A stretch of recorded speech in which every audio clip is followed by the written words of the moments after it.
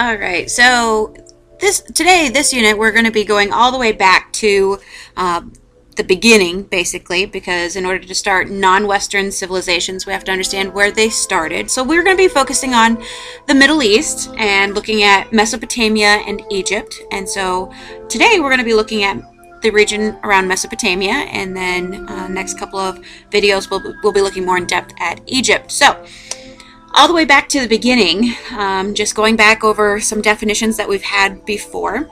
But prehistory is before things are written down, and history is after it was written.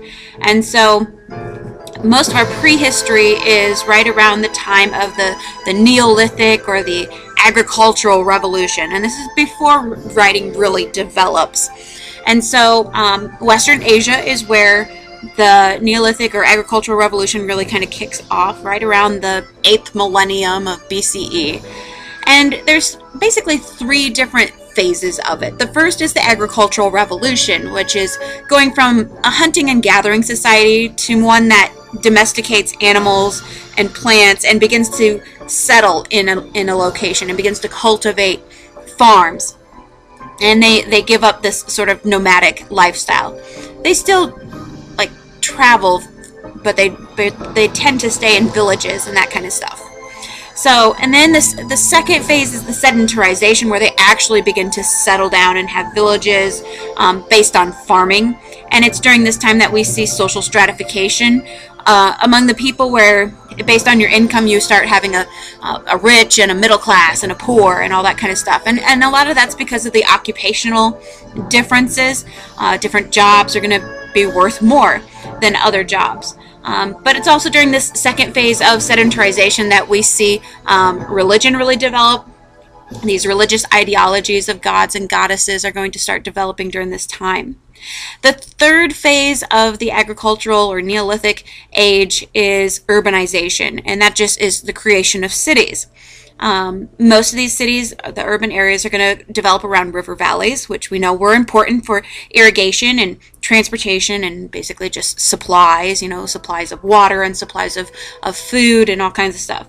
And so we begin to see the creation or formation of temple cities based on a religion. That social stratification, those job differences, become much more defined with the priest and the priest or priestesses of the religion at the top. And that's really when writing begins to develop. And that's more just to keep records of things like population and taxes, especially, was a big thing. So we're going to be looking at Mesopotamia. And Mesopotamia is the world's first civilized region. It falls in the Fertile Crescent around the Tigris and Euphrates rivers, which used to be very fertile, but they're not so much anymore today. It's still fertile in some respects, but overuse and changes in climate and all that kind of stuff has affected the region. So within Mesopotamia, you had several different civilizations start, or several different cultures begin, and one of them was Sumer. And Sumer was one of the first cities in Mesopotamia, and it's located on the Tigris and Euphrates River, in the Tigris and Euphrates River Valley, I should say. It was very ethnically diverse. It had different levels of wealth, your rich, your lower classes, all that kind of stuff. And it was a temple city.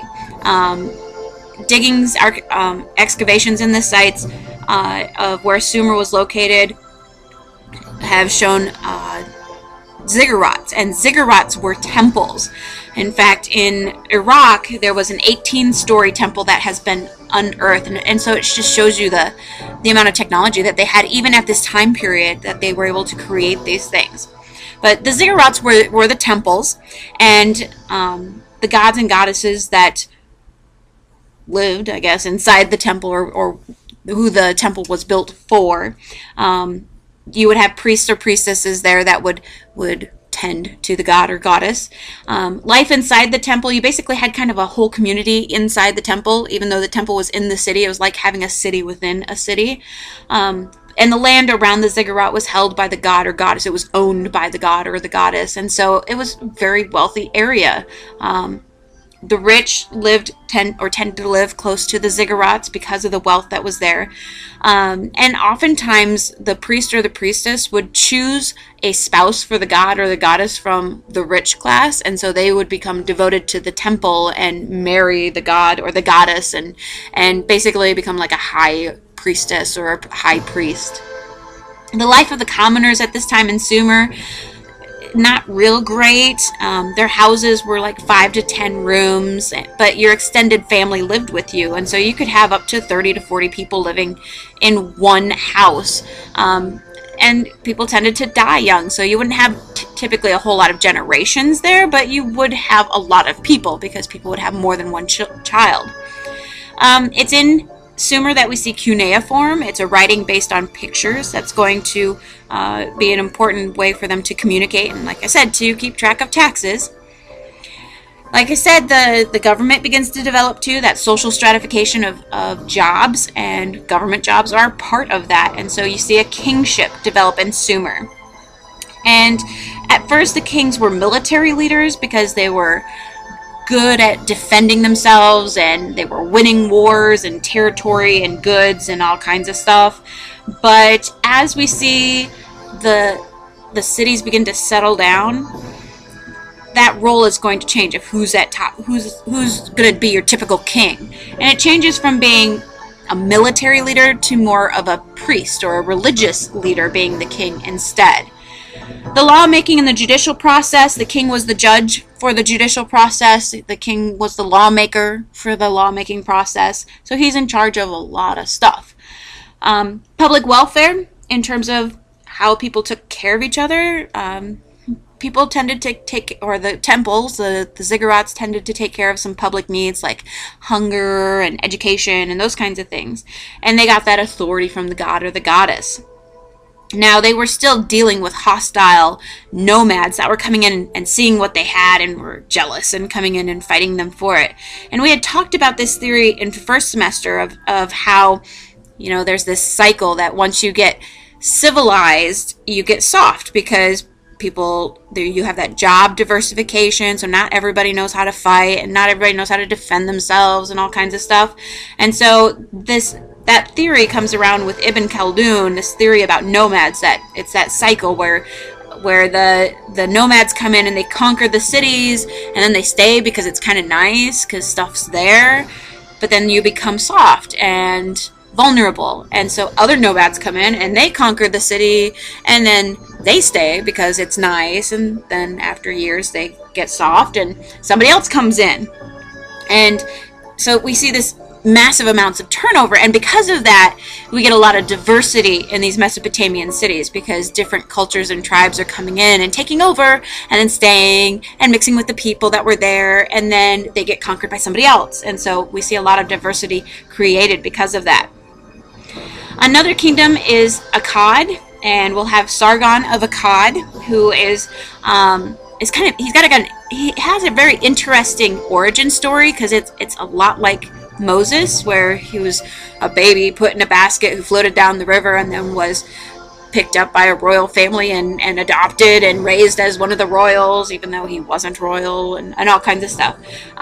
But Sargon of Akkad eventually becomes this huge warrior, and he is going to begin to conquer the Akkadians, and he conquers other people around him, takes over towns and all kinds of stuff. But he is well known for establishing a model government, one that has a fair system of taxation and has a fairly legitimate bureaucracy.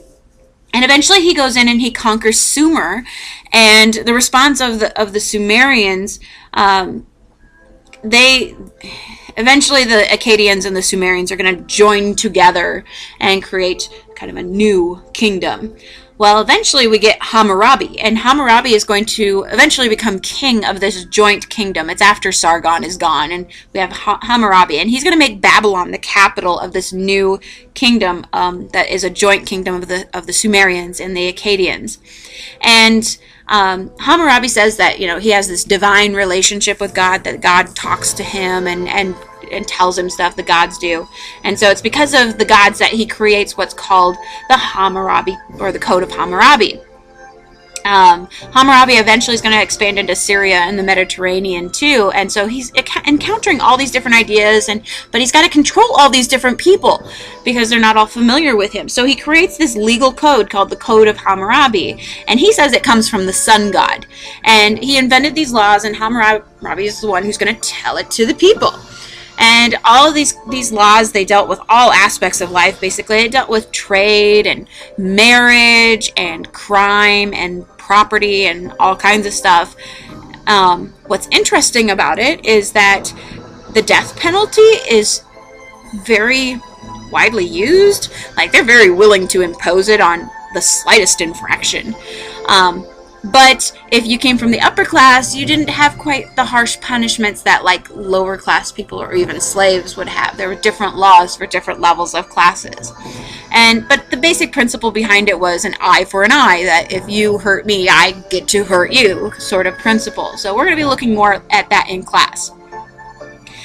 Eventually, however, Hammurabi, he has military control because, he's conquered all this territory. In fact, he's got more military. He's better than everyone else in the area. Until they get soft, just like all civilized people do. They get out of shape, I guess. And the Hittites are going to come in, and they will conquer what was Hammurabi's territory. And these were nomads coming in, but they were multi-ethnic too. They had been blending with other people, so they're a blend of Assyrians and Persians together, and they come in. And when they come in, they're looking around and saying, hey, this is kind of nice, it's kind of cushy here. But they also see that Hammurabi's laws and his military control and his tax system were all really, really good. So they're going to keep those things because they're like, this is awesome. This works out actually really well. He was able to maintain control through this. So that's sort of just the basic background of Mesopotamia. And like I said, in the next couple of videos, we're going to look at Egypt and be a little more specific as to these Middle Eastern cultures and how they started at the beginning of civilizations.